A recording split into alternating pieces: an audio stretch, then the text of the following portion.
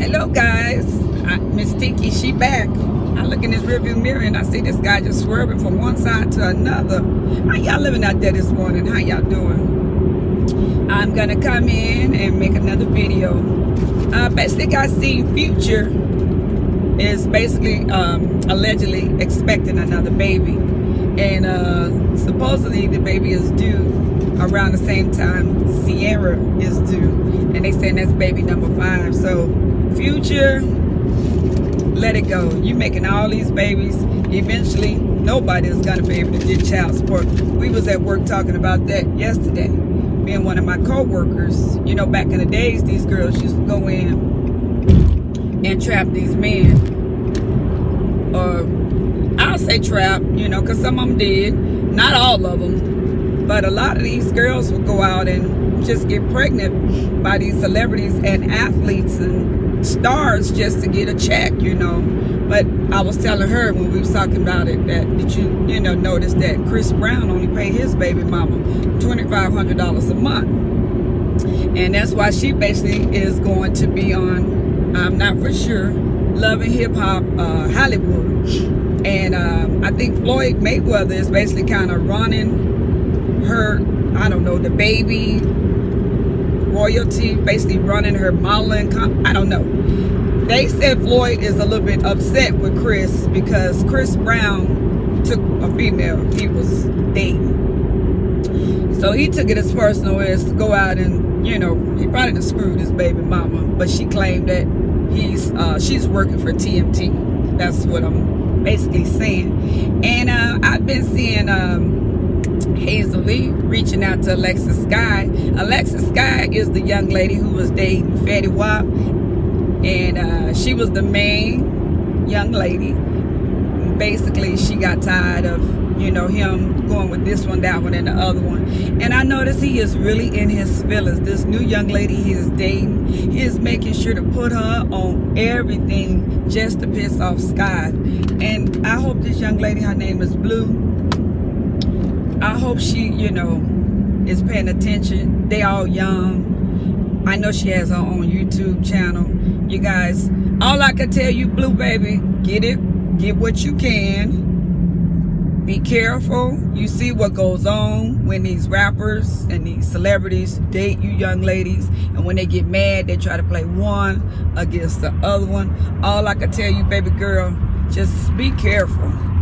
If you want to get publicity out of it and make your career pop, maybe come out the strip club, do whatever you can do, but just be careful. You guys, I didn't get a chance to watch the New Edition thing that's been going on. It's something I would love on my day off to just get in front of the TV and watch the New Edition series. Oh my God, I love me some New Edition. And I've been laying down, kind of looking up at the TV, seeing the series, and it looked like it's excellent, you guys. So I'm gonna, when I get a chance, I'm gonna watch the New Edition, and I'm gonna come in and speak about it briefly. I'm not gonna do a review, but y'all, that's back in my time. You got to cool it down, slow it down. Ooh, watch out, Kandy girl, you are my world. You look so sweet, so you're a special treat. I know I can't sing, but it's so funny when I be sitting there looking at my crazy ass come in and start back talking. But basically, right now I don't have anything else to talk about.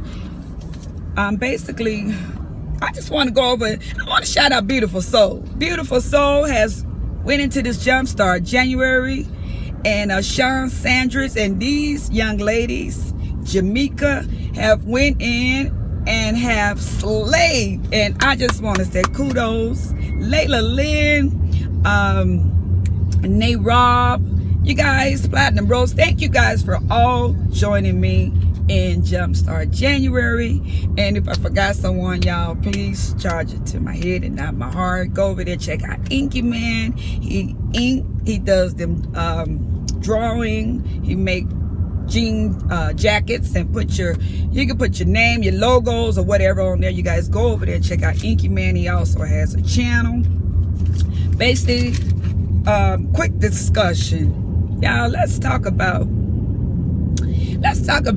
Real Housewives of Atlanta. Basically, let's use Kandy, Portia, Phaedra, and the shit that's popping off all over social media because friends fell out and a new friend wants to jump in and defend an old friend. I'm like this, you guys. I'm older. You guys all know that. And I've been through a lot of things in life. And I thank God where I am, because if it wasn't for the grace of that man up above, I wouldn't be here. And sometimes in life, I feel like a lot of things that happened to me, I was let down, I was done wrong, I was mistreated, and a lot of times we put our feelings on our sleeves. And sometimes in life when I said, you know what, Miss Tiki, are you a little bit too sensitive? Are you taking things too personal? And a lot of times I listen to my mother talk to me, and she, Sharia Mo, yeah, Sharia Moore, that's my middle name. Sharia Mo, are you sure, and then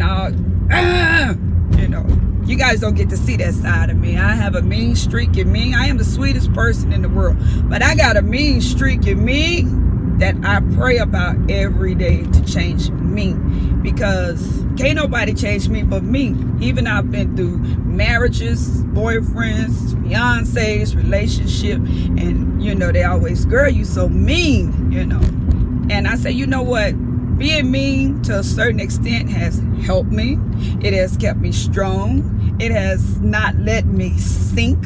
I thank God, because I'm nice and I'm the sweetest person in the world. Y'all, I took this conversation to the left. Y'all know Miss Tiki. But at the same time, like in a relationship, do I let a man lead? Yes, I would let a man lead. But if a man is sinking the ship, I'm not going to go down. I am going to step in and say, hey, that's where that Leo steps in and say, it ain't going to happen. No capping. You're not going to bring me down with you. And I will walk away. And one thing about my spirit, and I pray about that all the time, when I'm through with you, I'm through with you. And I know God said we got to have a forgiving heart, but I'm the type of person, when you hurt me, I don't give you a chance to hurt me again. And I know that come in with a forgiving God, so I'm praying on me and I'm working on me. So Kandy, this is where I'm going with this conversation.